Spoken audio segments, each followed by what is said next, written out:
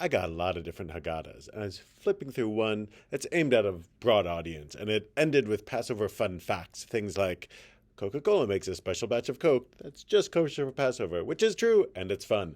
And another one of the first fun fact was Abraham Lincoln was assassinated during Passover, which I'm a lover of Abraham Lincoln. It didn't strike me as a fun fact. I checked. It's true. It was the 18th of Nisan. Um, but not a fun fact. Here's a Passover fun fact, one of my favorites. The beloved custom of lessening the amount of wine that we have in our cups because of the suffering of the Egyptians.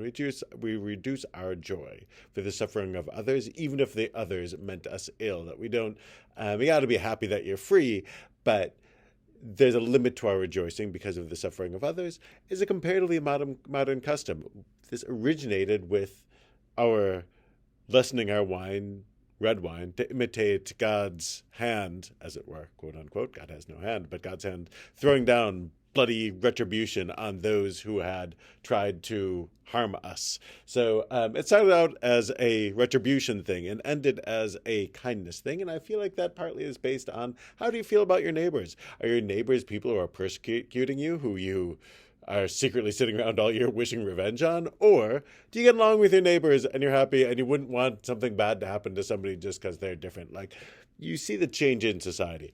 The important thing is the tradition remains, meaning maintaining a line of the custom, making sure that we do this each and every year, and that it's around for future generations to have and to reinterpret for their own good and for their own situation is part of what's important. That's what part of what grounds us in the key aspects of being Jewish and the Passover story.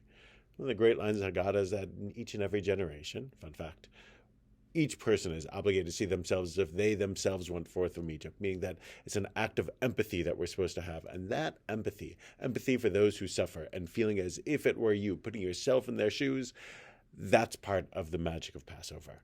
And that's part of what we have to keep alive. Fun fact, it's a time of renewal and a time to renew that commitment. And if we let it go, well, then we're in trouble. Not a fun fact. Chag Sameach.